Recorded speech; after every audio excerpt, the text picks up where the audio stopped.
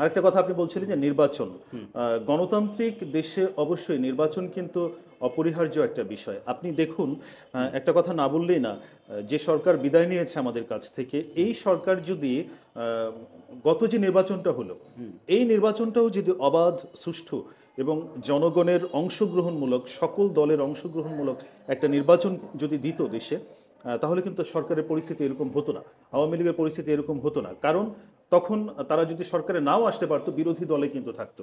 তো এই যে আজকে তাদের যে পতন হয়েছে, আমরা পতিত সরকার বলছি, তাদের অবস্থানটা কিন্তু এরকমটা খারাপ হতো না। তো আমি যেটা মনে করি সেটা হচ্ছে যে গণতান্ত্রিক ব্যবস্থায় নির্বাচন অবশ্যই জরুরি এবং যত দ্রুত দেশে একটা নিরপেক্ষ, অবাধ, সুষ্ঠু নির্বাচন হবে, ততই দেশের জন্য মঙ্গল। রাজনৈতিক নেতাদের কাছে হুম, দেশ পরিচালনার দায়িত্ব যাবে।